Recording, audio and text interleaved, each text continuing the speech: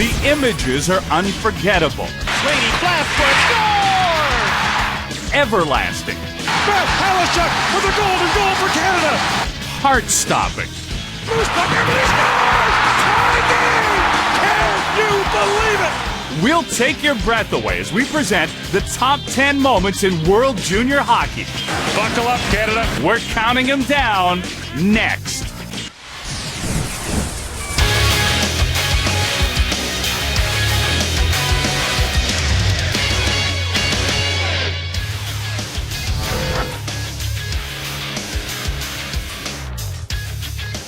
Hi, everybody, and welcome to another SportsCenter Top 10 special. I'm Darren Detition. We are glad that you tuned in. You know, come the holidays, this country focuses on one thing, and that's the juniors. What started out as a little international tournament has come to mean so much more. And in 1987, it was at its ugliest, while in 2008, another Canadian hero emerged.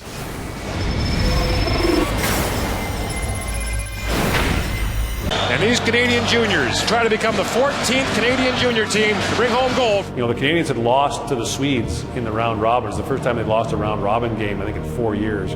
And the Swedes had a very good team. Came back to tie it and force that overtime, and the Swedes were all over Canada for about a 4-minute stretch in the overtime period. And then you get sort of a scramble at the side of the goal. Here's Sean Mathias with it. Mathias moves behind the goal. Halishuk kind of took a swipe at it. Takes a whack at it. They score! Matt Halishuk with a golden goal for Canada.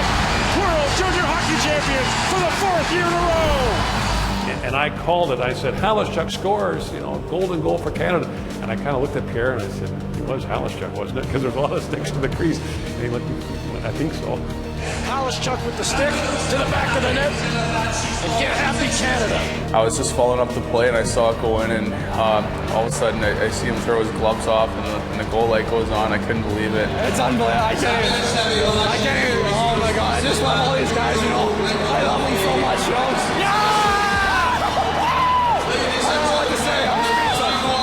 You know, Halishuk was sort of a guy who was one of the last players to make the team, and it's happened so often with Team Canada. One of the last players to make it turns out to play an important role. Matt Halishuk played on a line at St. Mike's Junior A with my son.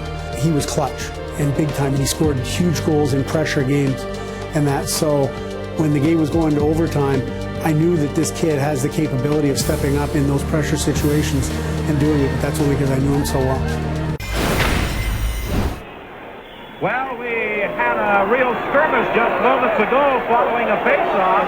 You know, it was a gold medal game for us. We had to win, and we had to win by 4 goals. At that point in the game, we had all the momentum. It all started when Santa Claus and Chestarikov collided. Now the Germans have got their helmets off, and Santa Claus and Chestarikov are going at it. It wasn't like we were looking for it, but when the 5-on-5 happened and the brawl happened, an instinct kicked in. The two of them clearly swing at each other, and they're going to be gone. Now we have to hurry. I think that's with the players on and another, and you don't see this in international hockey. I looked up and both benches were coming at us and guys were swinging, and yeah, it was pretty crazy.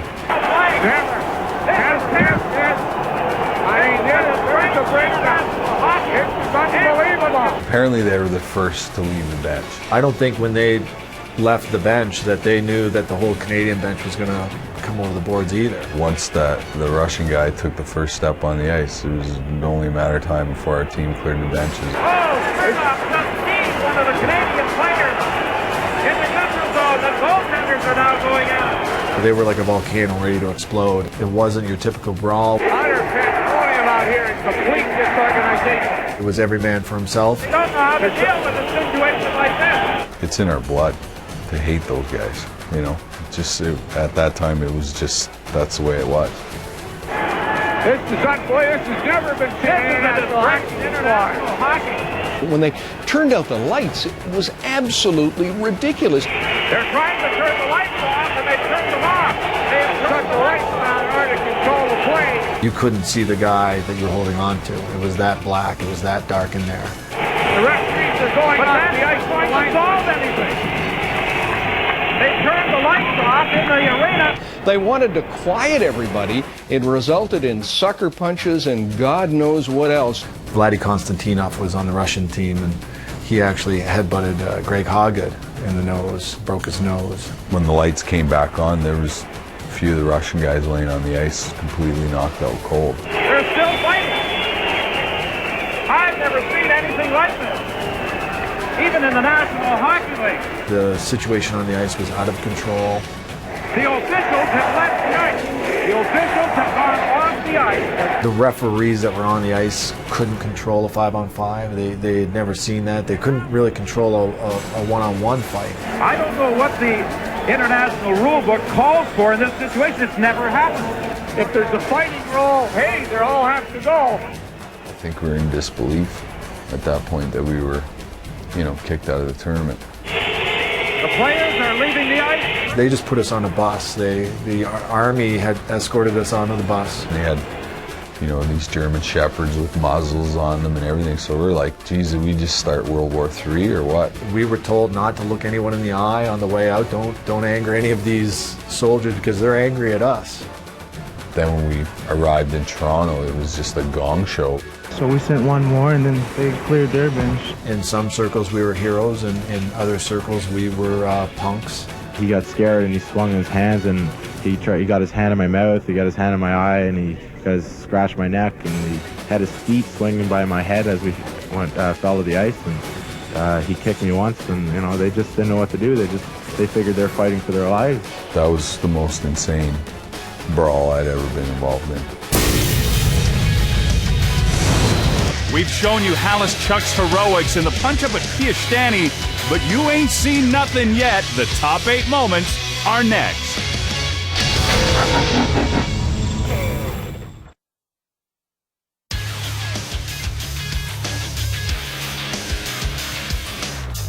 Welcome back to our show. As a junior hockey player, John Tavares was a household name before he ever represented Canada, while most people outside of the OHL and Newfoundland had never, ever heard of a young man named John Slaney. 2 different reputations, 1 golden result. New Year's Eve, Canada-US, and an unbelievable game. 2 great teams, 2 great rivals. Fire scores! 3-0 U.S. You had a situation there where Canada falls behind 3-0 early, and you had a National Hockey League coach behind the bench. It was only about 8 minutes into the game, and there was 3 goals, and all of them were bad goals. The Americans helped us because they taunted the bench, and all of a sudden our guys were right back up. Plays it there for Hodgson, shoots the Collins save, loose puck in front, Tavares scores! Pat Quinn kept double shifting Tavares. Came back to him, came back to him, came back to him.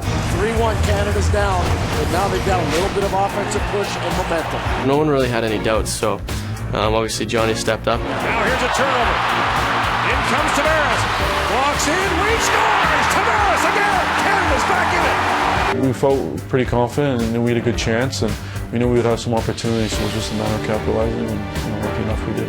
When he got those quick 2 goals, we all jumped on his bandwagon and we're ready to roll. The American player just tomahawked the Canadian Christina Minico as he goes by the American bench. I leaned in their bench. I guess he put his stick out there and just clipped me in the face, and I went down, and I don't know what happened after that. This thing is on. From there, I think we felt pretty comfortable.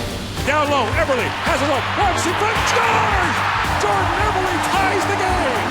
We never, thought that we were going to lose. We just kept our thoughts positive, and, obviously the crowd kept us in the game. Looking ahead for Tavares, he's got an empty net! John Tavares, score! Hat trick, John Tavares! This has been one for the ages, one of the best World Junior games you and I have ever seen.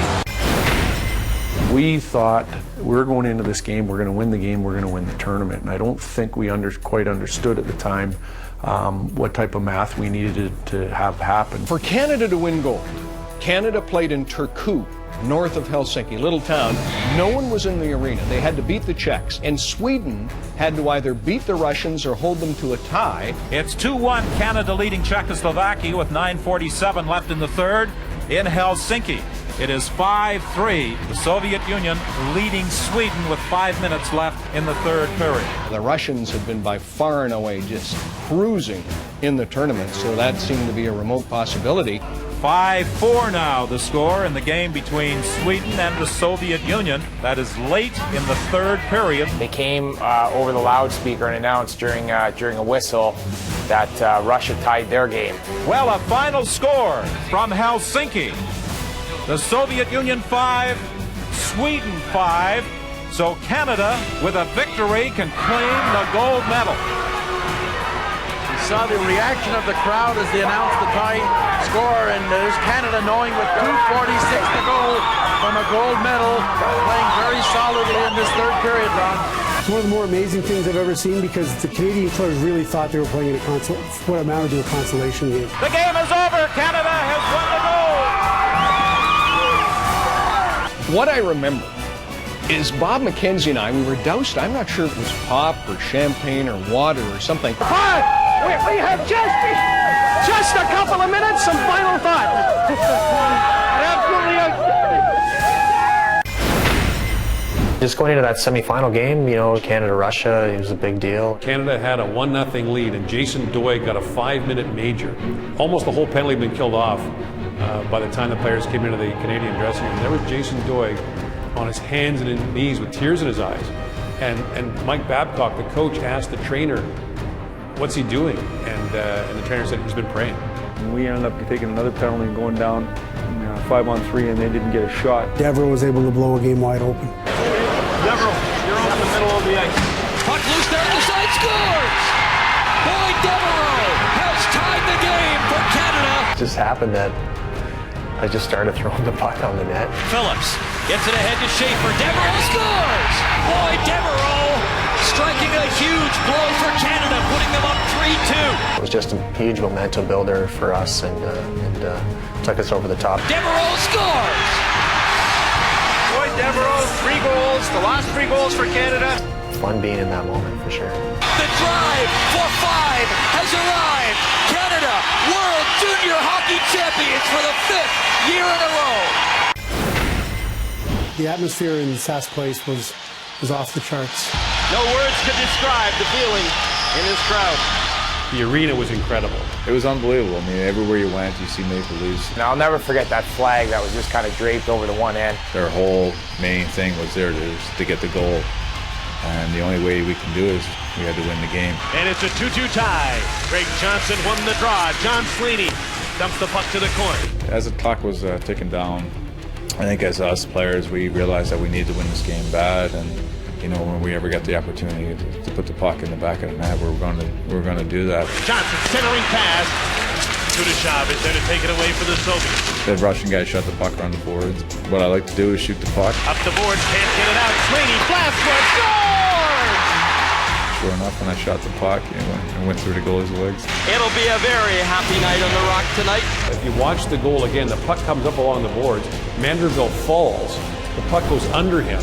Slaney scores, and then Manderville wipes him out in the celebration afterwards. He almost took Slaney's head off. When I did score a goal, I didn't have much time to celebrate because all of a sudden I just seen Kent Manderville just absolutely hammer me. Canada has struck gold! So to this day, I still get goosebumps even thinking about him. Got goosebumps talking about it now, so it's kind of funny. He introduced himself to the nation in 2007. Stay tuned to find out where Jonathan Toews' incredible shootout performance ranks in our countdown. The top 4 moments are next.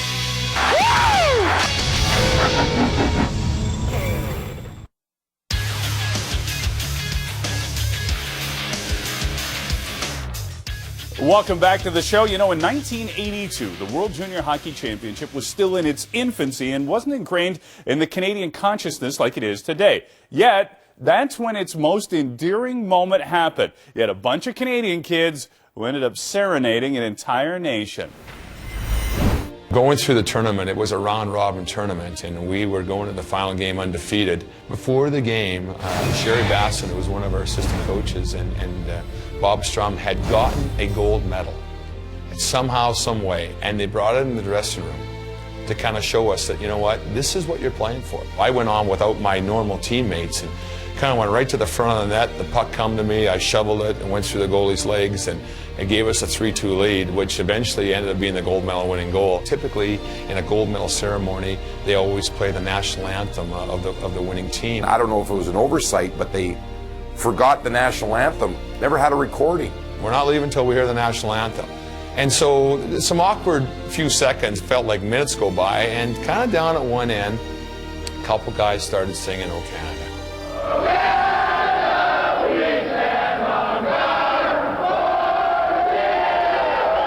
We sang that thing out, and we sang it loud and hard, and yeah, it was fun.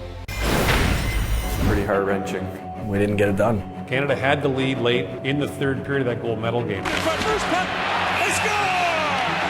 Ryan Kesler ties the game at 3. It was a bad bounce that didn't go our way. Now a long lead feed. Here's Patrick Sullivan in alone, and Fleury plays it away from the score!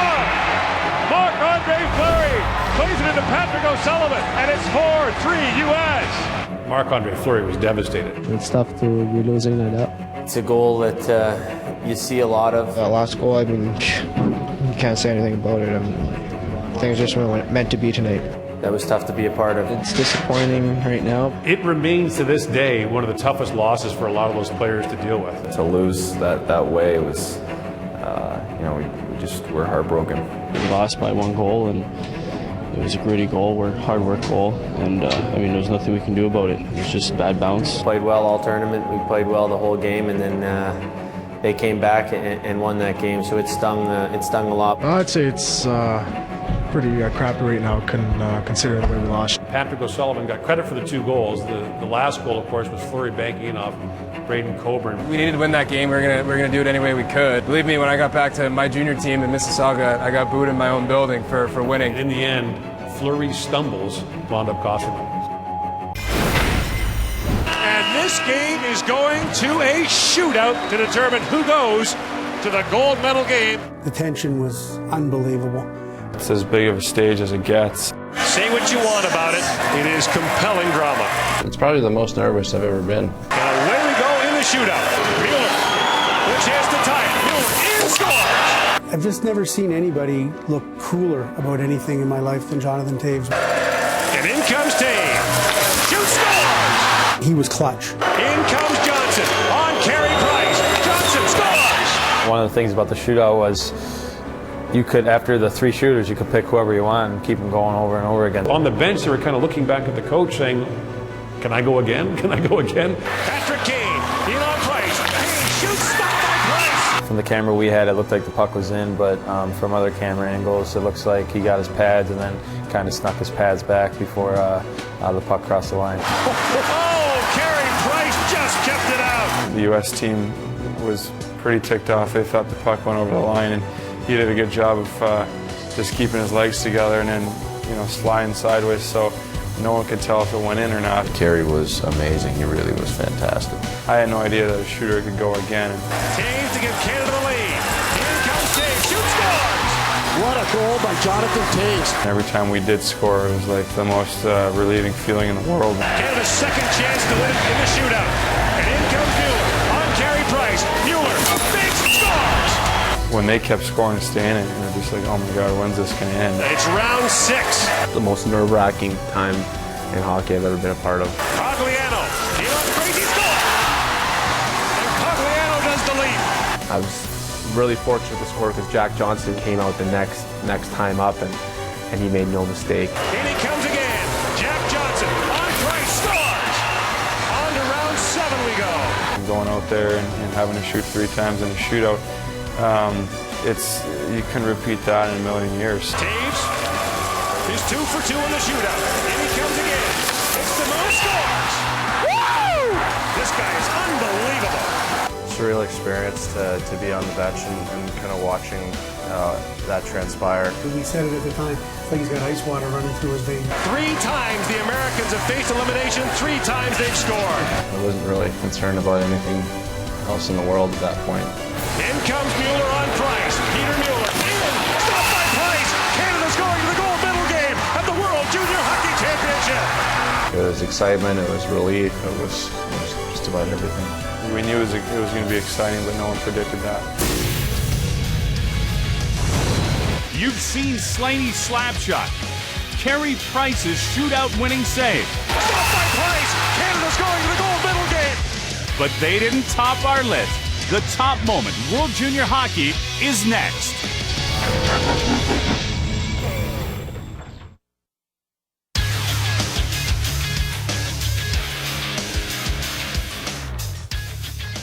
Welcome back to the show, and how good is this? On to our #1 World Junior moment, and it's very fitting that it took place in this country's capital. 2009 in Ottawa, the Canadian team in tough against the Russians, down a goal in their semifinal matchup, and time was running out.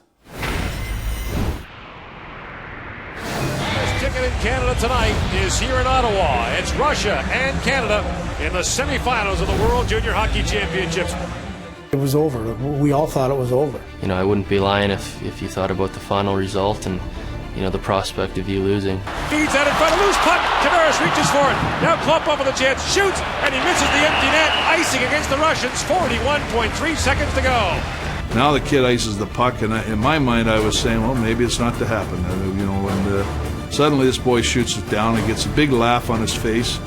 And, you know, when you see that, you get the funny thoughts come in. You think that, you know what, that boy shouldn't be laughing. He has time to skate with this thing. There's nobody around him. Instead, he decides to go for the empty net. He gets greedy, and Canada's got another life. And then three things happen. Filatov picks it up. Filatov with time in the line. Ellis knocks it down. Ryan Ellis makes an unbelievable play to keep the puck in at the line. It worked its way up the wall, and I kind of just banged it down the wall, didn't think anything of it, just tried to keep it in deep. John Tavares bats the puck out of midair. It's about a foot off the ice to sweep it in front. Wojciech looking for it. Tavares pulls it out. And then Jordan Eberle, with 5 seconds to go, has the presence of mind not to just shovel the puck on net, but to make a move. Backhand towards the goal. Loose puck. Eberle scores! Tie game! Can you believe it? Al Murray, the chief scout for Team Canada, lived down the street from the Eberles in Regina and said he'd seen that move 1,000 times in the Eberle driveway. 5.4 seconds from their gold medal streak ending. Canada gains new life. When he scored, everybody jumped up. Yes, yes, yes. Jordan Eberle, a Canadian hero. You know, I'm just the lucky one to grab it and put it in. That kid will celebrate that goal till the day he dies. He celebrates, and then as soon as he turned around, like, the look on his face was just something I'll never forget. And look at the Russian body language now. They're crushed. That might have been the most remarkable finish to a game I've ever seen. Jordan Eberle starts the shootout and scores. In on Tokarski, stopped. Canada wins. Canada's going to the gold medal game. Yeah, that, without a doubt, is my favorite. We hope you enjoyed the show, folks. From all of us here, thanks for watching. We'll see you again soon.